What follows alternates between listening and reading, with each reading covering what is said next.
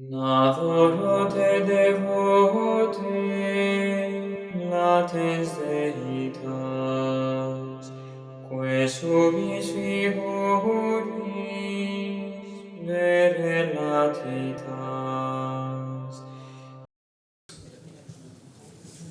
Muy buenas tardes, señoras, señores. Damos paso a esta siguiente ponencia a cargo de Fray Philippe-Marie Margelidon, que ha venido desde Toulouse, donde vive como dominico naturalmente en el convento. Es doctor en teología, director de la Revue Thomiste, enseña en el Studium Provincial de Théologie de Toulouse, en la Facultad de Teología del Instituto Católico de Toulouse y en el Instituto Santo Tomás de Aquino de Toulouse. Desde 2023 es presidente de ACTA, Asociación de los Centenarios de Tomás de Aquino. Sus últimas publicaciones, Compendium de Philosophie, avec Thomas d'Aquin, Être et intériorité, la métaphysique d'aimer, Forest. Eschatologie de Novissimis à la bibliothèque de la Revue Thomiste, Parole et Silence. Avec cette petite présentation, la parole est à vous, Père Margelidon. Merci. Je vous remercie. Alors, je vais procéder de la façon suivante. Je vais d'abord ne pas aller trop vite en français. Ensuite, surtout, je ferai quelques préliminaires et je traiterai de l'herméneutique de formules de saint Paul, chair de péché et se faire pécher pour nous. Qu'est-ce que ça veut dire chez saint Thomas? Tout d'abord, quelques préliminaires.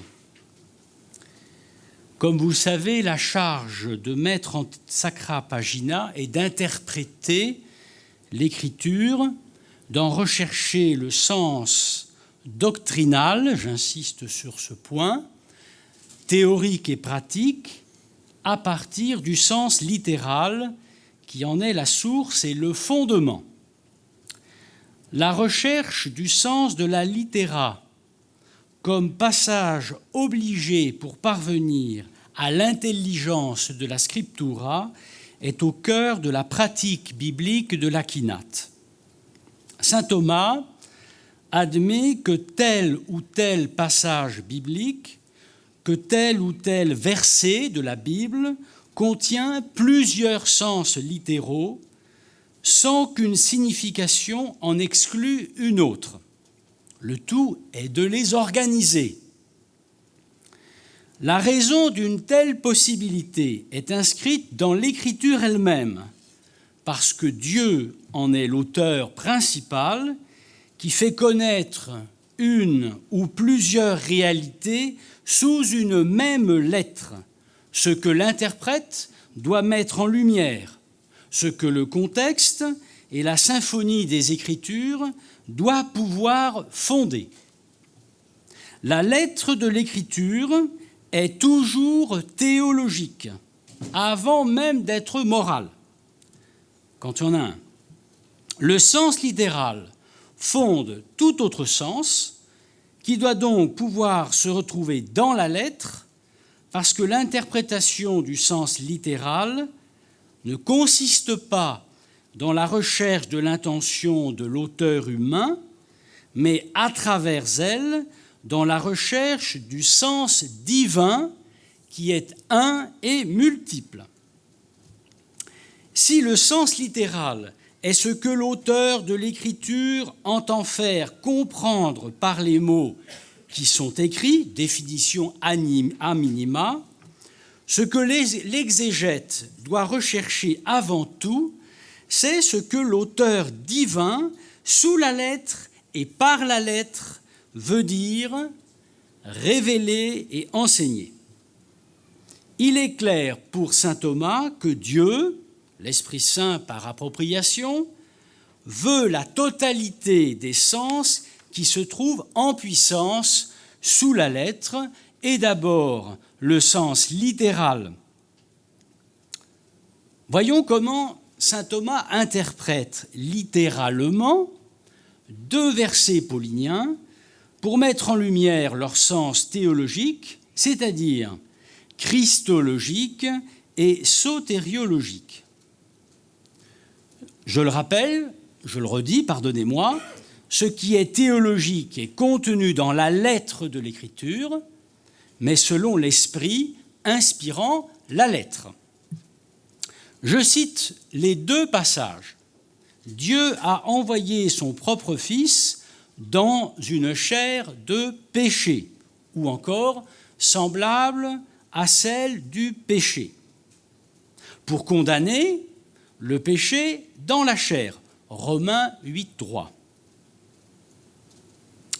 Enfin, 2e verset, celui qui n'avait pas connu le péché, le Christ, il l'a fait pécher pour nous. 2 Corinthiens 5, 21. Ces 2 versets sont mentionnés plus de 120 fois dans les parties christologiques des œuvres de saint Thomas, et ils sont une 12aine de fois associés. Ces versets surprenants qui ont intrigué les commentateurs modernes et les pères mettent le Christ sauveur directement en rapport avec le péché qu'il vient expier en l'endossant, en l'assumant, comme il assume la nature d'Adam après le péché. Il assume donc la nature humaine dans l'état de péché dans lequel Adam l'a établi par sa faute. Un état coupable, péché originel, un état coupable de privation qui est contracté par tout homme venant en ce monde. Mais attention, le Christ assume le péché de l'homme comme péché de nature, non quant à la culpe, il n'y a pas de péché dans le Christ, mais quant à la peine du péché.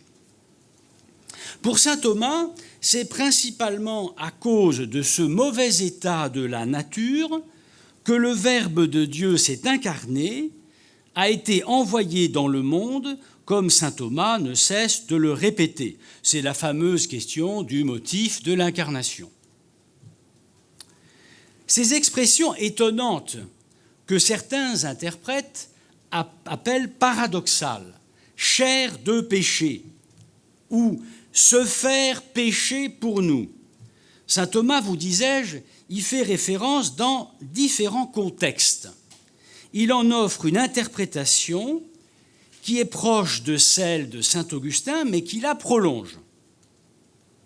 De ces 2 expressions, saint Thomas donne une explication qui se veut théologique, doctrinale, car pour lui, le littéral est doctrinal.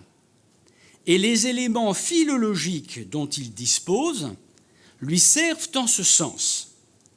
Il ne s'agit pas de neutraliser le paradoxe apparent de ces expressions, mais de les expliquer et même de le justifier à l'intérieur de la foi, selon ce qu'on appelle l'analogie de la foi, en fonction des déterminations ecclésiales que lui offre la tradition catholique et le schéma christologique de la 2e opinion médiévale, c'est-à-dire Dieu fait homme, christologie descendante, on appelle ça union hypostatique ou union selon la subsistance. Premier point, donc, après ce petit préliminaire à caractère doctrinal général, premier point, la chair, l'homme et le péché. Le mot chair, karo, pour qualifier l'homme, homo, en sa nature physique et spirituelle, est un terme biblique, je ne vous l'apprends pas, saint Thomas ne cesse de le dire. Ce qui est assez simple. Ce qui est chair est humain, Dire chair, c'est dire être homme, avant comme après le péché originel. La chair, c'est l'âme en son corps, c'est la vie de l'être doué d'une âme immortelle dans un corps qu'elle anime, dont elle est l'acte et dont elle est la forme. La chair est humaine, pas seulement animale, elle est ce par quoi l'homme est désigné comme un vivant rationnel. C'est par la chair et en elle que la divinité est unie à l'homme mediante anima, comme dit presque toujours saint Thomas.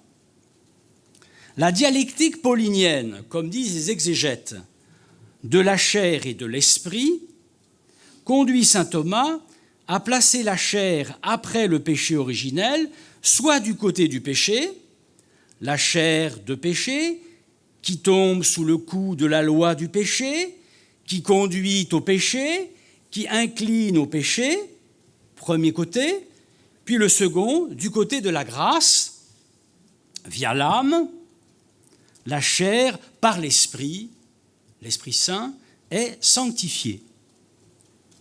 Dire le corps ou l'âme est ici la même chose. La chair, à cause du péché, tend vers la mort, même si saint Thomas ne parle jamais de chair morte, mais de corps mort, qui est un cadavre, il souligne que la chair est corruptible et passible depuis qu'elle a perdu l'état d'innocence. La mort est la séparation de l'âme et du corps. Jamais saint Thomas ne dit de l'âme et de la chair. On ne trouve jamais l'expression.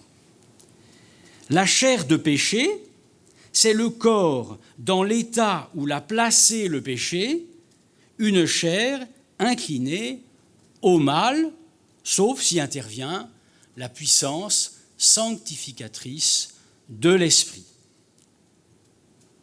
La mort, c'est l'homme en son corps séparé de l'âme. C'est aussi l'âme séparée du corps, la chair réduite à l'impuissance. Ici, saint Thomas paraphrase saint Paul, la chair réduite à l'impuissance par la mort, par le péché qui est mort de l'âme, c'est la chair du péché. Il y a la chair en sa condition première, innocente, en Adam, et il y a la chair en sa condition déchue, pécheresse, Adam, après le péché. Dans les deux conditions, ou deux états, c'est la nature humaine en deux moments, deux états distincts, successifs, soit de l'état de grâce, soit dans l'état de péché. Or, la chair que le Christ a assumée, ce n'est pas la chair en sa condition première, mais en son état de faiblesse, post-lapsaire, c'est-à-dire en la ressemblance du péché qui est la sienne depuis Adam. Autrement dit, s'incarner, c'est assumer la chair d'Adam, non en ce qu'elle a de moins par le péché, privée de la grâce coupablement, elle est au contraire, dans le Christ, pleine de grâce et de vérité, mais c'est l'assumer dans les conséquences où le péché a placé l'homme, conséquences qui sont châtiment du péché, peine pénale, pour utiliser une expression d'un père de ma province, le père Nicolas, à savoir la souffrance et la mort. Dans son exégèse paulinienne, saint Thomas met en lumière le paradoxe de la condition de la chair.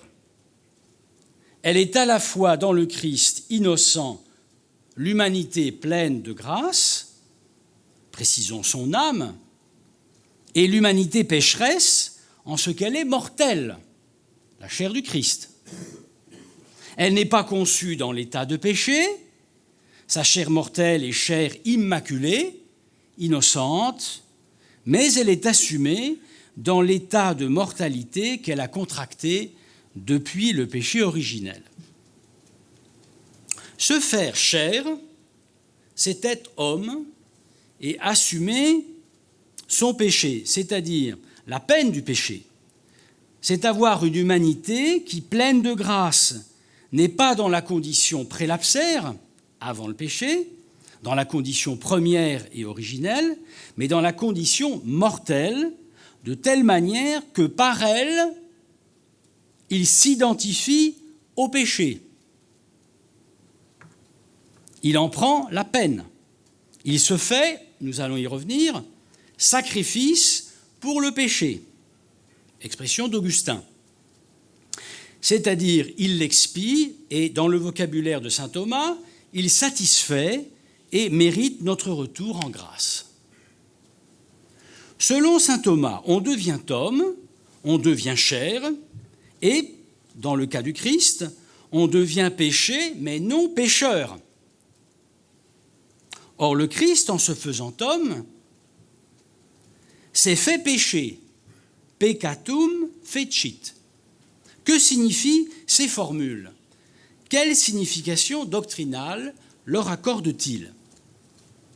Deuxième point, assumer une chair de péché.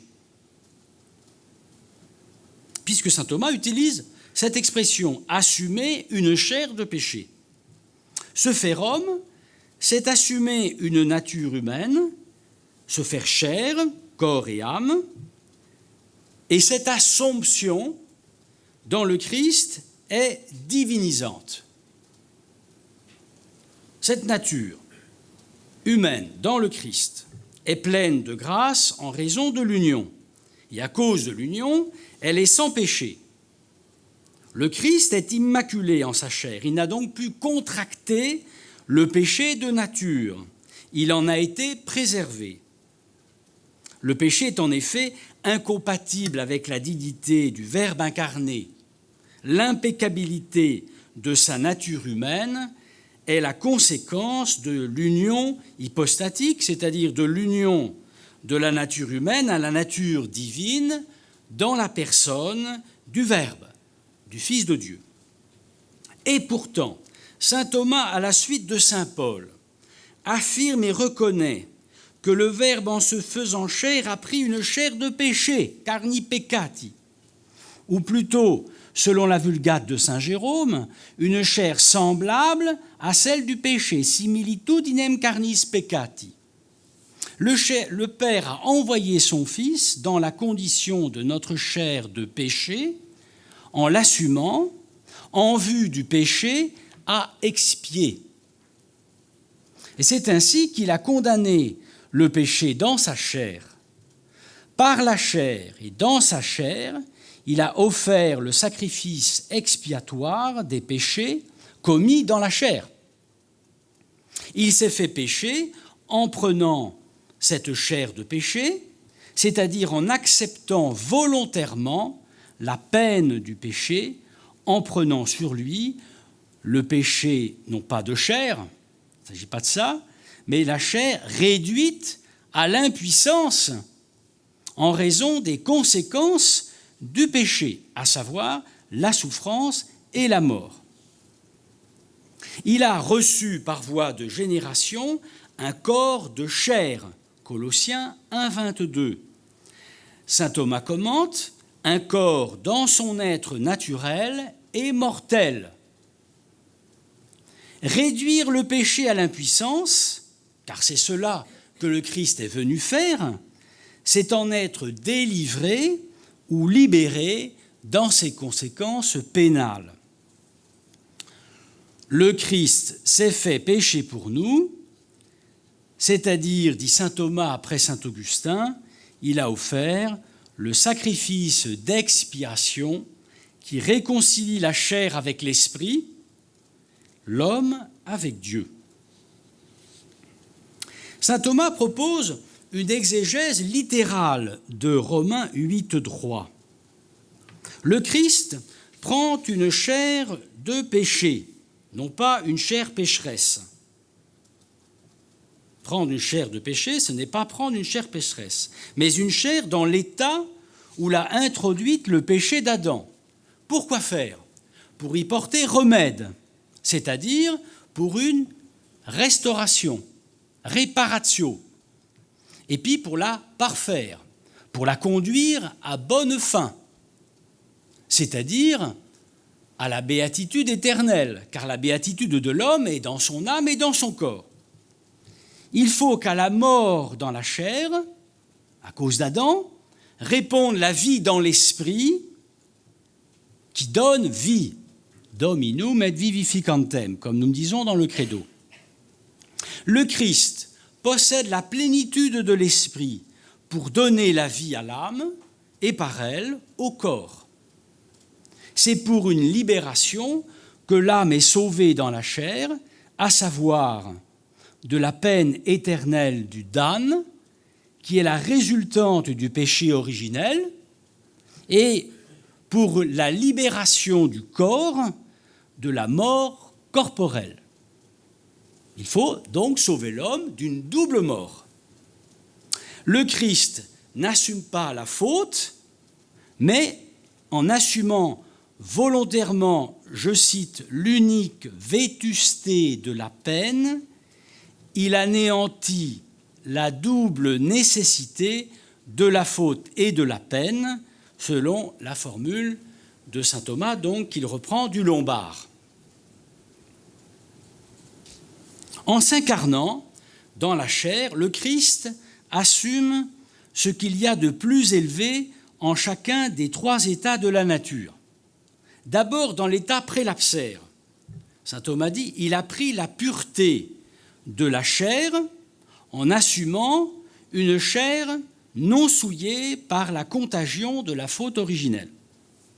De l'état post-lapsaire, il a pris la capacité de souffrir et de mourir en assumant une chair semblable à celle du péché du point de vue de la peine, mais non pas le péché lui-même comme faute. Et troisièmement, de l'état ultime de la gloire, il a pris l'impossibilité de pécher et l'épanouissement plénier de l'âme, à savoir la vision bienheureuse. Le Christ est, pour saint Thomas, à la fois viator et compréhensor.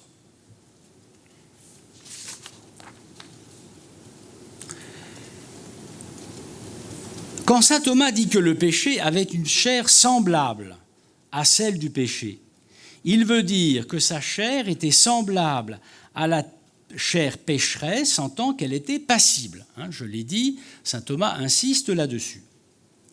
Mieux encore, en prenant notre chair, il a condamné le péché dans la chair. Romains 8.3. C'est-à-dire, je cite, il a affaibli l'inclination au mal qui est en l'homme, dans notre chair, depuis le péché, c'est-à-dire le péché d'Adam. Comment ? Par la vertu de sa passion et de sa mort, qu'on appelle péché, la mort, à cause de la ressemblance du péché. Commentaire de l'Épître aux Romains, chapitre 8, leçon 1. C'est en ce sens que saint Thomas interprète l'affirmation paulinienne, sur laquelle je vais m'attarder maintenant, « Il s'est fait péché pour nous ». C'est cette autre expression étrange, paradoxale, disais-je, dont il nous a dit en passant déjà qu'elle voulait dire qu'il s'est fait sacrifice pour le péché ou encore victime pour le péché. Le Christ a pris la faiblesse de notre chair par la puissance de son incarnation afin de satisfaire pour les péchés du monde, de les ôter, de les enlever, de les effacer en leurs conséquences pénales. Saint Paul dit que dans sa chair, le Christ a condamné le péché, il a accompli la justification de l'âme, renouvelant de l'intérieur, par la grâce de la justification, la chair, lui redonnant vigueur et force. Voyons donc maintenant cette expression étrange, se faire pécher pour nous. Allons du moins un peu plus loin. Lui qui n'avait pas connu le péché, il l'a fait péché pour nous, afin que nous devenions justice de Dieu. Eum qui non noveras peccatum pro nobis, peccatum fecit, ut nos efficiremur justitia Dei in ipso. 2 Corinthiens 5, 21. Saint Thomas souligne après saint Augustin, je cite, « Comprenant par son origine charnelle la ressemblance de notre chair de péché, il s'est chargé de nos péchés. » C'est faire péché pour nous, c'est se charger de nos péchés. Il a pris notre chair de péché, de sorte qu'il a été fait péché pour nous. Lui qui n'a pas connu le péché, il a été fait péché pour nous. C'est tout de même étrange. Quand saint Thomas utilise le mot « connaître », connu, il le prend au sens biblique. Il ne l'a pas connu par expérience, dit saint Thomas, mais il l'a connu par simple connaissance. Or, cette connaissance du péché par le Christ, elle est double. Elle est d'abord intellectuelle, selon les 3 modes de science que possédait le Christ, en son âme humaine, la science de vision, la science bienheureuse, si vous voulez, la science infuse et la science acquise. Et il ajoute aussi par une certaine connaturalité, c'est-à-dire non pas que le Christ a commis quelque péché que ce soit, mais il en a pâti. Il en a pâti et il en a été victime. En s'incarnant en vue d'une rédemption, il connaît le péché dont il pâtit et pour lequel il donne sa vie. Cette connaissance est spéculative selon sa science divine et selon sa science humaine, elle est aussi pratique selon qu'il fait l'expérience du péché des hommes. Dieu a fait l'expérience du péché des hommes dans la nature humaine du Christ. Il ne s'agit pas simplement de le subir, le péché, ou même de le souffrir. Il s'agit de l'abolir en le souffrant. Il s'agit bien d'une réparation. Assumer notre chair, c'est vouloir qu'elle soit offerte. Vouloir donner sa vie dans la chair en sacrifice pour expier les péchés dans la chair. Le Christ se fait sacrifice pour le péché, selon qu'on appelle péché le sacrifice offert pour le péché, remarque saint Thomas après saint Augustin. Le Christ n'était pas pécheur, mais il a été regardé, considéré comme un pécheur. Sa chair sans péché a été identifiée à celle d'un pécheur, dont le châtiment, dit Isaïe 53, nous rend la vie. Et c'est cela à quoi pense saint Thomas. Devenu péché pour nous, selon la volonté du Père, et par une injuste condamnation des hommes, sa chair est devenue principe de justification et de rédemption. S'il a été fait péché pour nous, dit saint Thomas dans son commentaire de l'Épître aux Romains, c'est qu'il a été fait justice pour nous en elle. La chair de péché est devenue chair de justice dans le Christ Sauveur. Et saint Thomas aime bien ces expressions apparemment paradoxales. Ici, saint Thomas s'arrête sur la représentativité de la chair du Christ. En assumant la chair, notre chair, c'est-à-dire notre humanité, il la représente, cette humanité. Il faut qu'en effet, en raison de cette représentation, il agisse en notre nom, le Christ, et comme notre tête, comme notre tenant-lieu. Il faut que le mérite et la satisfaction de la passion, dont la vertu est infinie, procèdent de sa personne, de l'union dans sa personne des deux natures, pour qu'elle soit parfaitement représentative de la multitude des hommes.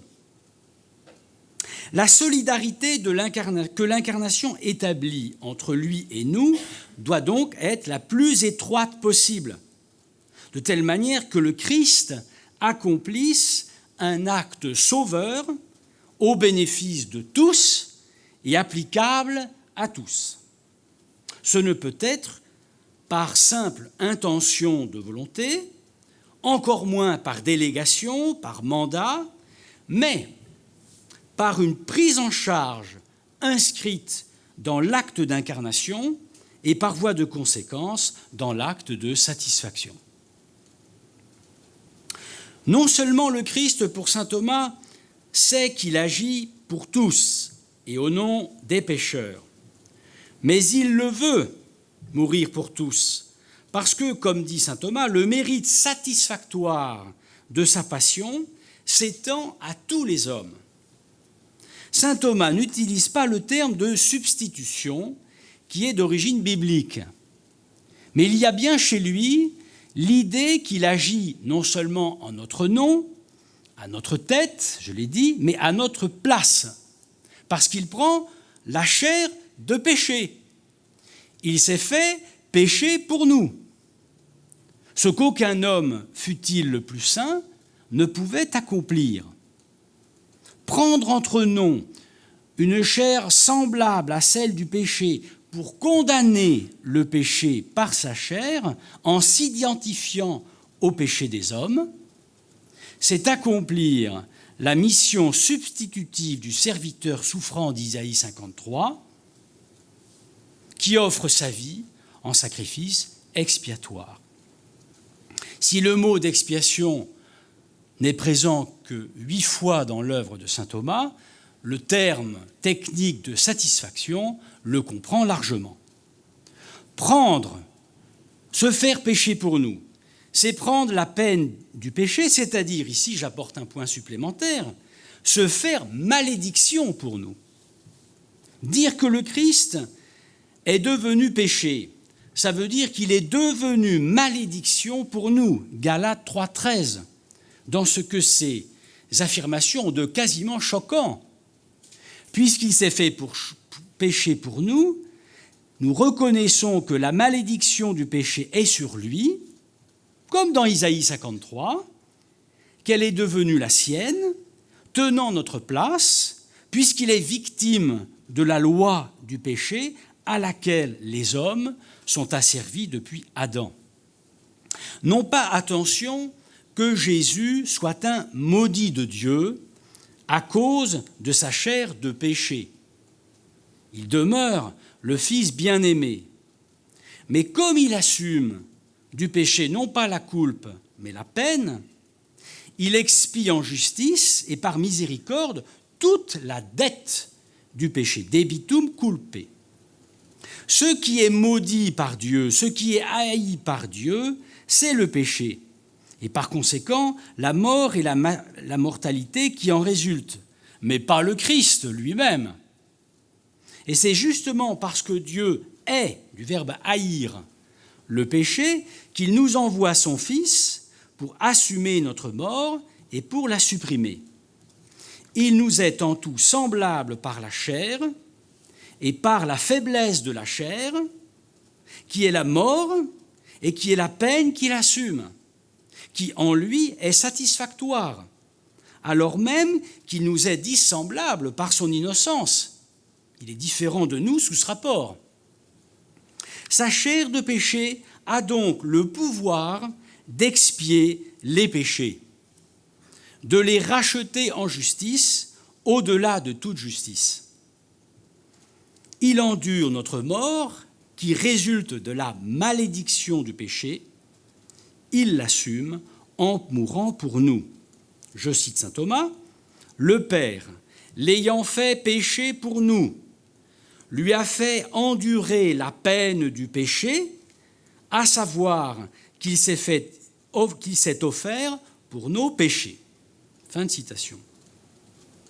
Le Christ, en sa chair, ayant satisfait, en s'identifiant volontairement au péché, à justifier la multitude, à savoir ceux qui sont effectivement sauvés, les élus, il dira plus loin, les prédestinés, autrement dit, ceux qui par la foi et la charité ont dit oui à Dieu et à son dessein de grâce.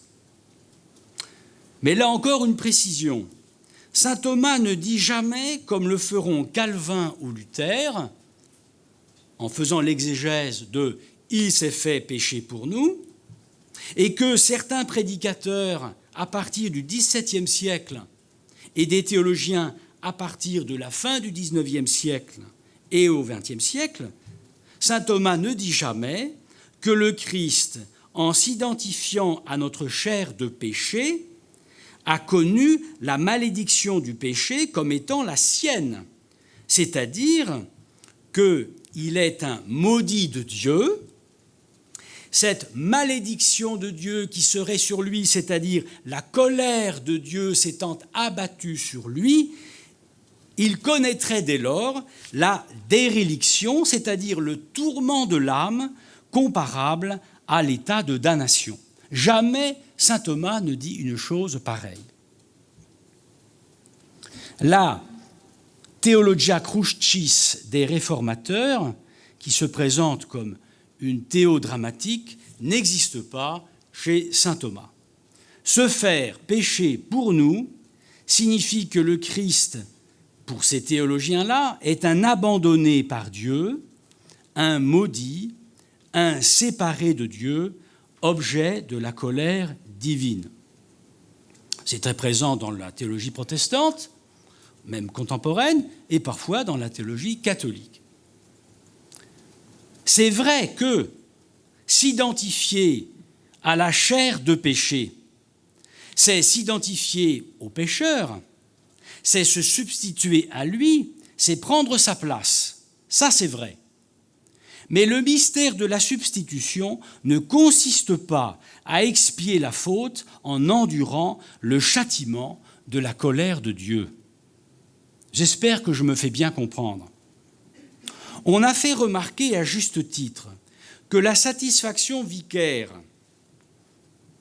qui est très critiquée encore aujourd'hui, n'est pas chez saint Thomas l'expiation pénale des protestants. Je ne peux m'étendre ici. L'expression « se faire pécher pour nous » ne doit donc pas tromper. À l'inverse, il ne faut pas non plus, de l'autre côté, la neutraliser indûment, l'expression paulinienne, la vider, comme disent certains théologiens, de sa charge paradoxale, car il a coûté cher, en effet, au Christ de donner sa vie pour nous.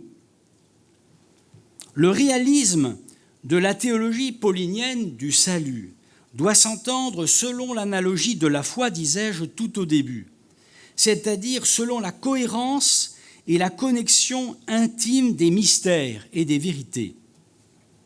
Entre l'excès et le défaut, saint Thomas tient une voie médiane. Comme saint Paul, c'est au serviteur d'Isaïe que saint Thomas renvoie. Isaïe 53.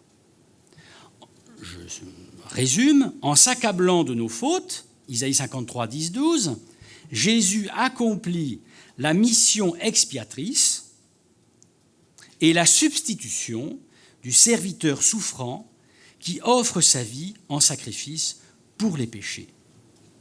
Ce que je dis là, vous le trouvez quasiment chez saint Thomas, sauf le mot substitution, et c'est l'enseignement formel de l'Église, jusque dans le catéchisme de l'Église catholique, au numéro 602-617. Pour saint Paul et pour Thomas, Jésus est celui en qui s'accomplit la figure prophétique d'Isaïe.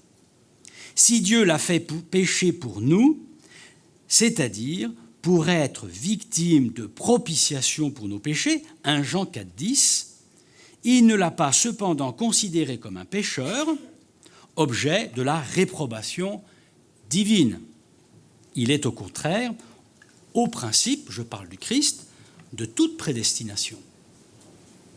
Il l'a rendu en revanche, le Christ, solidaire de notre péché en prenant sur lui la peine du péché en vue d'une rédemption et d'une réconciliation. Cette identification au péché de la multitude est vraiment, à mon sens, une substitution. Même si le mot, encore une fois, n'est pas chez saint Thomas, l'idée y est bien. Ce qu'il offre dans sa chair de péché, en notre nom et à notre place, c'est le sacrifice qui réconcilie, la satisfaction qui était due en justice, mais que son amour rédempteur a accompli au-delà de toute justice. Conclusion. Toutes les fois qu'il commente saint Paul et saint Jean, ou qu'il y fait référence, les passages de 2 Corinthiens ou de Romains, dans ses lettres ou dans ses œuvres dogmatiques, il met en rapport les expressions « chair de péché » et « se faire pécher ». La chair de péché est dans le Christ et par le Christ la chair qui est en lui déifiée, caro deificata. Chair de justice, car il a pris notre chair dans la condition où elle est aujourd'hui, caro justitiae. Cette chair, dans le Christ, il dit qu'elle est destinée à être chair de salut, caro pro celestia gloria. Tertullien l'a dit en termes mémorables, la chair est l'épicentre du salut, caro, cardo, salutis. Saint Thomas ne dit pas autre chose.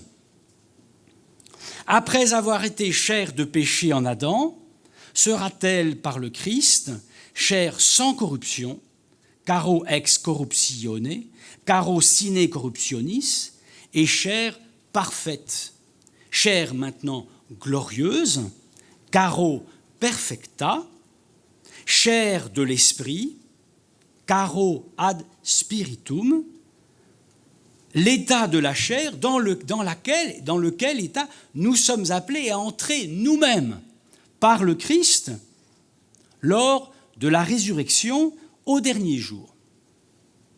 La lettre s'accomplit dans le Christ, la lettre de l'Écriture, parce que le Christ est la clé des Écritures, leur apparent paradoxe se résolve en lui.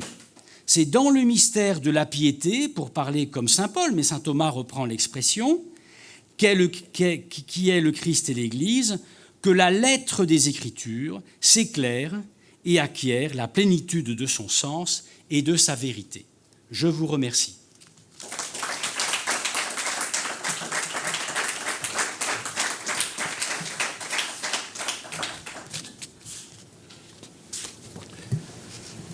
Muchas gracias, Père Philippe Marie. Solo añado muy brevemente que las palabras y la sabiduría de Santo Tomás nos hacen amar mucho más nuestra condición de carne pecadora, que ha sido visitada por Cristo para nuestra redención, lo cual exalta nuestra naturaleza y exalta aún la grandeza de la obra de Cristo y su amor por nosotros. Gracias a Santo Tomás y gracias al Padre Philippe Marie, que nos hace reflexionar estas cositas. Muy bien, pues muchas gracias. Si alguien quiere hacer alguna intervención o alguna pregunta al Padre Margelidon, miraremos de traducírsela y la responderá si así lo ve conveniente. Merci beaucoup, mon Père. Vous avez parlé de la réparation du Christ. Réparation, restauration. Réparation, restauration, c'est un terme qu'aujourd'hui, c'est très oublié dans quelque chose de la théologie spirituelle, la réparation. Alors, si on continue à l'exégèse des textes bibliques, quand Saint Paul dit que je complète dans ma chair ce qui manque à la passion du Christ, on peut parler aujourd'hui de la réparation, pas seulement en Christ, mais aussi dans les chrétiens. Oui. Alors, le mot réparatio chez saint Thomas n'a pas exactement la signification de la réparation dont on parlera plus tard, à partir du XVIe, XVIIe siècle. Bon. Mais, néanmoins, la théologie de la réparation mystica, par exemple, elle est parfaitement valide. Et que c'est pas parce que saint Thomas ne l'utilise pas qu'elle n'est pas compatible avec elle. Donc, simplement, je veux dire que du point de vue de la terminologie, ce que nous mettons, nous, réparatio, c'est pas tout à fait ce que saint Thomas entend. Réparatio, réparer, c'est remodeler, c'est reconstituer, c'est restaurer. La réparation, au sens moderne, ça a quelque chose à voir avec la satisfaction, avec l'expiation. Alors, le mot en théologie de la rédemption, le terme de réparation, depuis, disons, le début de deuxième moitié du XXe siècle, est très discuté dans la théologie contemporaine. Vous me suivez? La théologie contemporaine conteste la légitimité du terme de réparation en théologie de la rédemption. Par exemple, on a cité le père Torel. Le père Torel est opposé à la théologie de la réparation. Le père Torel, c'est un bon thomiste de ma province. Il est opposé à la satisfaction vicaire, d'ailleurs, et il est opposé à la réparation. Alors, je mets à part... Donc ça veut dire que dans les milieux thomistes, les milieux de théologiens thomistes, on conteste la légitimité du terme de réparation au sens où nous en parlons maintenant. Alors, maintenant, de mon côté, je crois que, en effet, la théologie de la réparation est légitime, même en thomisme. Alors, le tout, c'est de la fonder. Or, c'est de montrer que c'est valide. On peut le faire. Et on peut le faire à partir de saint Paul, et on peut le faire en citant saint Paul, comme vous venez de le faire, « Je complète en ma chair ce qui manque aux souffrances du Christ ». C'est en effet une manière de réparer pour un autre, et de réparer aussi à la place d'un autre. Le thème de la réparation est étroitement lié au thème de la substitution. Et ça, il faut, en théologie, en christologie, il faut le fonder, ça. Parce que chez saint Thomas, ça n'y est pas, comme tel. Vous ne trouvez ni le terme de réparation au sens où vous l'avez évoqué, et vous ne trouvez pas non plus le terme de substitution. Mais je crois en effet que, enfin moi j'ai écrit des choses là-dessus, mais je ne suis pas le seul, je pense que c'est tout à fait défendable en contexte de théologie thomiste. D'ailleurs, avec un volet ecclésiologique, parce que vous voyez, je complète en ma chair ce qui manque aux souffrances du Christ. Nous sommes entre la christologie et l'ecclésiologie, là. C'est ce qu'on appelle aussi la co-rédemption. C'est un thème apparenté à la réparation. La co-rédemption est très discutée aussi en théologie catholique. Donc vous avez le thème de la réparation est au carrefour de plusieurs autres concepts christologiques discutés. Substitution, co-rédemption. Et actuellement, en Espagne, en France, en Allemagne, ce sont des thématiques théologiques qui ne font pas du tout l'unanimité. Mais je crois que le thème de nous sommes chez les carmélites, la réparation mystique dans le Carmel est très important, et je crois que c'est solidement fondé, et que même avec saint Thomas, on peut le faire. Mais là, je ne peux pas faire ça en 2 minutes. Muy bien. Muchas gracias. Muchas gracias, Père Margelidon. Hasta pronto.